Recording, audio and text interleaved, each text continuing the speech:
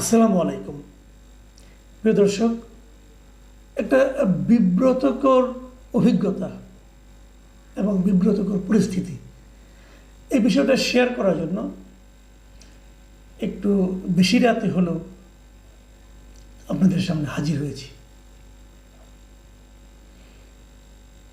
আপনারা জানেন, দুদিন আগে প্রফেসর ডক্টর নাজমুল হাসান কলিমুল্লাহকে গ্রেপ্তার করা হয়েছে। সেই গ্রেপ্তারের বিষয়টা নিয়ে আমি একটা কন্টেন্ট করেছি। এরপর সিনিয়র সাংবাদিক এবং কলামিস্ট জনাব আনিস আলমগীরকে নিয়ে ওনার সঙ্গে আমার একটা আলাপ চাইতে ছিল। আমার অন্য মঞ্চ যে চ্যানেলটা আছে সেখানে আমরা ইন্টারভিউ করি, সেখানে ওনারা ইন্টারভিউ করেছিলাম। সেখানেও কথা প্রসঙ্গে উনি এই কলিমুল্লাহ সাহেবের গ্রেপ্তারের প্রসঙ্গটা এনেছেন এবং উনি বলেছেন অনেকে নাকি ওনাকে নানাভাবে থ্রেট করছে, বলছে যে ওনাকে গ্রেপ্তার করা হয়েছে, এখন আপনাদের পালা। তো আমি নিজেও এটা নিয়ে ক্লিয়ার করেছি যে ওনাকে গ্রেপ্তার করা হয়েছে একটা দুর্নীতি মামলা। যদিও আমি মনে করি এই মুহূর্তে যে মামলায় ওনাকে গ্রেপ্তার করা হয়েছে তার চেয়ে অনেক বড় বড় মামলা থাকা সত্ত্বেও, দুদকের মামলা থাকা সত্ত্বেও অনেকেই বাইরে প্রকাশ্যে ঘুরে বেড়াচ্ছেন এবং এ কারণে মানুষের মধ্যে একটা ধারণা জন্মেছে আসলে দুর্নীতি মামলাটা অজুহাত মাত্র। মূল ঘটনা হলো কলিমুল্লাহ সাহেব এমন কিছু কথাবার্তা বলছেন, সেটাকে আপনি গুজবই বলেন আর সত্যিই বলেন, সেগুলো সরকার হয়তো পছন্দ করছেন না, যে কারণে তাকে থামিয়ে দেওয়ার জন্য এই কাজটা করা হয়েছে বলে অনেকে ধারণা করছেন। তো এই বিষয়গুলো কিন্তু আনিস আলমগীরও বলেছেন, আমিও বলেছি। কিন্তু ঘটনাটা কী হয়েছে, আমি এরপর থেকে একের পর এক ফোন পাওয়া শুরু করেছি যে আমি গ্রেপ্তার হয়ে গিয়েছি কিনা, আমি দেশ ছেড়ে পালিয়ে যাব কিনা, অথবা আমি এই ধরনের আশঙ্কা করছি কিনা। এই ধরনের আমি কিন্তু ক্লিয়ার করেছি যে আমি এটা নিয়ে কোনো রকম চিন্তিত নই মোটে, কারণ আমি মনে করি না যে আমি ওই গোত্রের লোক, এবং আমি সেগুলো ক্লিয়ারও করেছি আমার যুক্তি প্রমাণ দিয়ে। কিন্তু এগুলো কে শুনে? কেউ কেউ এটাকে ইস্যু করতে যাচ্ছে, কেউ কেউ এটা নিয়ে বলে আমোদ অনুভব করতে যাচ্ছে, এবং আমার মনে হয় কেউ কেউ আমাকে ভয়ও দেখাতে চাচ্ছে। আমি আজকে সারাদিনে কত যে ফোন পেয়েছি কতজনের কাছ থেকে, সবাই বলছে সাবধানে থাকবেন। আচ্ছা ভাই, আমার সাবধানে থাকা না থাকা কী আসে যায়? সাবধানে থাকার অর্থটা কী? আমি কোথায় থাকবো? আমি তো আমার বাসায় থাকবো। তো কলিমুল্লাহ সাহেব তো তার বাসায় ছিলেন, সমস্যাটা কী? সাবধান মানেটা কী? আমি এগুলো আসলে বুঝি না। যারা আমার ব্যাপারে উদ্বেগ প্রকাশ করেছেন তাদের প্রতি আমার কৃতজ্ঞতা, তারা আমাকে ভালোবাসেন বলেই তো করেছেন। তারপরেও আমি যে একটা নমুনা আপনাদেরকে দেখাচ্ছি এগুলো আসলে কেন ছড়িয়ে যায়। দেখুন, আপনারা একজন বিখ্যাত লোক, আমাদের একজন সাহিত্যিক, কবি সাহিত্যিক, আমি কয়েকগুলি ফেসবুক স্ট্যাটাস আপনাদেরকে পড়ে শোনাই, তাহলে আপনি বুঝবেন যে আমি কোন ঝামেলার মধ্যে আছি।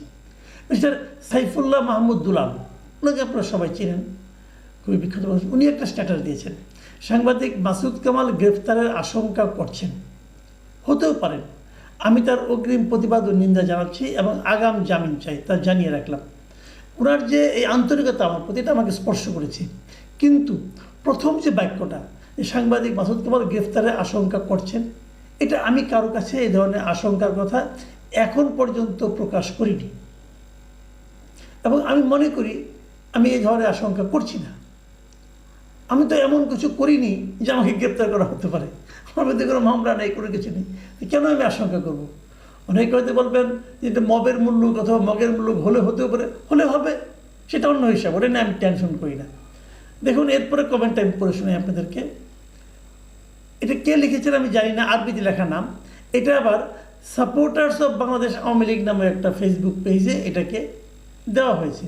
সেখানে লেখা হয়েছে, দেখুন, আমার একটা ছবি দিয়ে লেখা হয়েছে, আমি সাংবাদিক মাসুদ কামাল বলছি, আমি হয়তো গ্রেফতার হতে পারি, আমি আপনাদেরকে একটা কথাই বলবো, আমি নিরপেক্ষভাবে সারা জীবন কথা বলে যাব। বাংলাদেশের ইতিহাস যাকে নিয়ে লেখা, সেই বঙ্গবন্ধুকে আমি কখনো অপমানিত হতে দেব না। আমি যদি গ্রেফতার হয়ে যাই, আপনারা সবাই এই দেশের পক্ষ নিয়ে কথা বলবেন। এই বাংলাদেশ আমার, আপনার সবার, অন্যায়ের কাছে কখনো মাথা নত করিনি। এই যে কথাগুলি লেখা হয়েছে না, কথাগুলি ঠিকই আছে, কিন্তু এই কথাগুলি ঠিকই আছে। আমি যদি কখনো স্ট্যাটাস দেই অথবা পোস্ট করি হয়তো এরকমই হবে, কিন্তু আমার কথাটা হলো এটা তো আমি লিখিনি। এই যে আমার নামে যে সবার ছবি দিয়ে আমার নামে লেখা বলা হয়েছে যে আমি সাংবাদিক মাসুদ কামাল বলছি, আমি যদি এই কথাটা করে বলে থাকি তাহলে তো আমি আমার ফেসবুকেই দিব, আরেকজন লোক কেউ লিখবে, সেটা আমি এটা কীভাবে হয়? তো এটা আমি করিনি ভাই। যিনি এই কাজটা করেছেন তার প্রতি আমার স্বনির্বন্ধ অনুরোধ, হয়তো উনি আমাকে ভালোবাসেন, হয়তো উনি আমাকে নিরাপদে দেখতে চান, এই জন্য হয়তো করেছেন, কিন্তু আমি যেটা বলিনি সেটা আমার মুখ দিয়ে আপনি চালাবেন না প্লিজ। দেখুন এই একই স্ট্যাটাস আবার আরেকজন তিনি দিয়েছেন, মোহাম্মদ আমির উদ্দিন চৌধুরী, উনি দিয়েছেন। এর মধ্যে কোনটা আগে কোনটা পরে আমি জানি, একই কথা, আমার একই ছবি দিয়ে আমির উদ্দিন চৌধুরী সাহেব উনি দিয়েছেন, আপনি আগে দিয়েছেন না উনি আগে দিয়েছেন, অথবা দুজনের আগে আরও কেউ দিয়েছে কিনা আমি জানি না। তো এই বিষয়গুলো আমাকে কিন্তু আমার বিভিন্ন সুরিদ যারা আছেন তারা আমার কাছে পাঠিয়েছেন। তো এই কথাগুলি আমি বলিনি এভাবে, আমি স্ট্যাটাস দিলে তো আমিই দিতাম, তাই না? দেখুন আরও আছে, কালের কণ্ঠে একটা ফটোকার্ড বানিয়েছে, কলিমুল্লাহ সাহেব কট, এবার আপনার পালা কামাল ভাই, যেটা আবার ইনভার্টেড কমার মধ্যে আছে।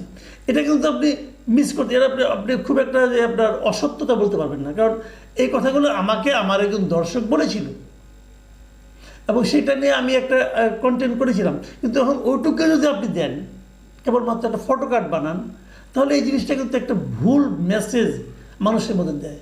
কালের কণ্ঠকে জাতীয় দৈনিক, তাই না? ওনাদের আমার মনে হয় যে আরেকটু সতর্ক হওয়া উচিত। ওনারা যখন কিছুকে দেন সেটা তো মানুষ সিরিয়াসলি নেয়। দেখুন কালের কণ্ঠ আরেকটা করেছে, কলিমুল্লার পর আনিস আলমগীর, পান্না, মাসুদ কামাল কোশ্চেন মার্ক, তারপরে লিখেছে বিস্তারিত কমেন্টে। মানে তারা প্রথমে ফেসবুক দিয়েছে, মানুষকে আকর্ষণ করেছে, তারপরে বলছে যে কমেন্টে যান। আচ্ছা এই যে কথাটা যে কলিমুল্লার পর আনিস আলমগীর, পান্না, মাসুদ কামাল, এটা মনে হয় না যে ঘটনাটা এই ধরনের ঘটছে অথবা ঘটতে যাচ্ছে? আসলে কি তাই? আপনি দেখেন নিচে একটা কমেন্ট দেওয়া আছে, কমেন্টে একটা লিঙ্ক দেওয়া আছে, আমি এই কমেন্টের লিঙ্কে গেলাম, যে কি পেলাম দেখুন, যে পেলাম কালের কণ্ঠ পত্রিকার একটা নিউজ, সেখানে হলো আনিস আলমগীরের প্রশ্ন, কলিমুল্লার পর আনিস আলমগীর, পান্না, মাসুদ কামাল। তো আপনি ওটার মধ্যে আনিস আলমগীরের প্রশ্ন এই কথাটা দিলেন না কেন? তো মানুষকে যে আকর্ষণ করা, মানুষকে যে একটা বিভ্রান্তির মধ্যে ফেলে দেওয়া, এটা কি একটা জাতীয় দৈনিকের জন্য ঠিক হয়? কারণ আমাকে একজন ফোন করে বললো যে আপনি নাকি অ্যারেস্ট হচ্ছেন, আমি কোথায় পেলেন? ওই কেন কালাই কণ্ঠ লিখেছে। দেখুন মানুষ কিন্তু অত কিছু বোঝে না, কালাই কণ্ঠর নামটা দেখেছে এবং তারা আমাকে ফোন করেছে। আমি আজকে দিনে ফোনের রিসিভ করতে করতে আমি টায়ার্ড হয়ে গেছি। তো এটা গেলে খুব জরুরি। দেখুন আরও একটা দেখাই আপনাদেরকে, তালুকদার মোহাম্মদ SAM স্যাম, পরবর্তী কিছু আছে আমি জানি না, এখানে লিখেছে কলিমুল্লাহ গ্রেপ্তারের পর মাসুদ কামালকে দেশ ছাড়তে বলা হয়েছে। কে বলেছে আমাকে দেশ ছাড়তে? আমি কেন দেশ ছাড়বো? ছাড়তে বললে আমি ছাড়বো নাকি? এটা কি আমার দেশটা? যদি আমাকে কেউ ছাড়তে বলে আমি ছাড়বো না। তো আমি তো আওয়ামী লীগের পুরো সময়টা দেশে ছিলাম, আমি তো দেশ ছাড়িনি, এখন ছাড়বো কেন? আমার যদি মৃত্যু হয় এখানেই হবে, আমি যা বলার সেটা আমি বলতেই থাকবো। আমি তো কোনো ধান্দা করছি না রে ভাই, এগুলি বলে আমি তো কাউকে ব্ল্যাকমেল করছি না, কারোর কাছ থেকে 10টা টাকা নিচ্ছি না। আমার বিশ্বাসের কথা আমি উচ্চারণ করতে পারবো না, এবং সেই উচ্চারণে তো দেশের কোনো ক্ষতি হচ্ছে না, বরং দেশকে আমি ভালো দিকে নিতে চাই। তো সেখানে আমাকে দেশ ছাড়তে বললেও আমি ছাড়বো না। কিন্তু তারও চেয়ে বড় কথা, আমাকে তো দেশ ছাড়তে বলেনি। আপনি এটা কোথায় পেলেন তালুকদার সাহেব? এইগুলি কিন্তু আসলে মানে ইনফরমেশন না, এগুলি মানুষকে বিভ্রান্ত করে, মানুষকে আতঙ্কিত করে তোলে। আমার তো আত্মীয় স্বজন আছে না, বন্ধু বান্ধব আছে, তারা তো আতঙ্কিত হয়ে যাচ্ছে।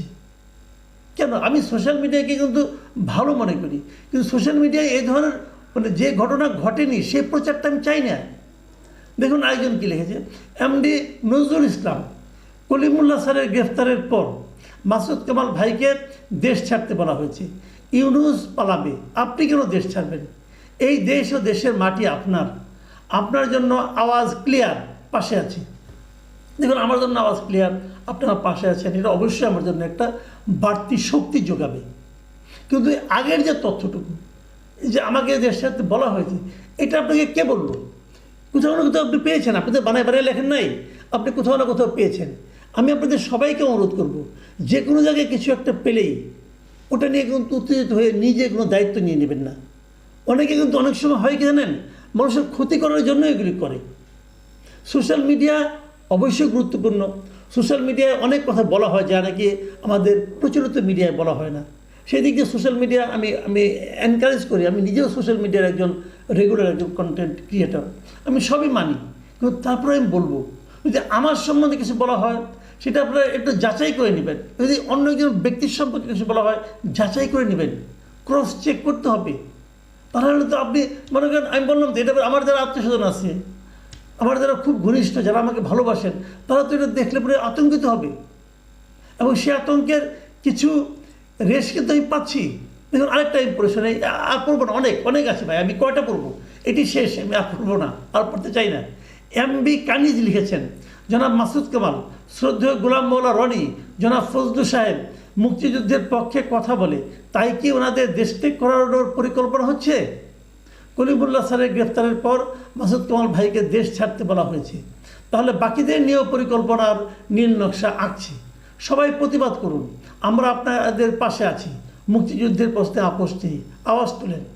এই দেশ ইউনুসের না, তিনি বাংলাদেশ দেশ মন থেকে ধারণ করে না, প্রয়োজনে উনি পালাবে। মা মাটি মোহনা আপনাদের ছাড়বে না, এই দেশ আপনাদের, কেবলই আপনাদের। বাক স্বাধীনতা টুট টুট করে দিচ্ছে দেখি। যাক, উনি লিখেছেন, আমার কিন্তু একই কথা বারবার, যে ভাই আমাকে নিয়ে কোনো পরিকল্পনা হচ্ছে কিনা এটা আমি বলতে পারবো না।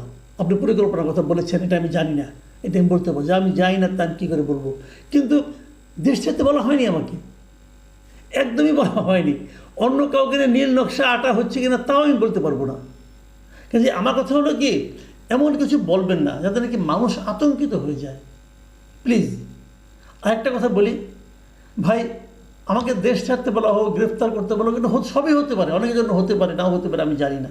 কিন্তু আমার কথাটা আমি বলে যাব, আপনারা যদি আমার ভালো চান, আপনারা যদি আমাকে ভালোবাসেন অথবা আমার জন্য কিছু করতে চান, একটাই অনুরোধ, আমার জন্য দোয়া করেন। আল্লাহ যদি আমাকে বাঁচাতে চায়, কেউ আমাকে মারতে পারবে না। আল্লাহ যদি আমাকে ভালো রাখতে চায়, কেউ আমাকে ডিস্টার্ব করতে পারবে না। আমি আল্লাহর উপর ভরসা রাখি। আল্লাহ হাফিজ।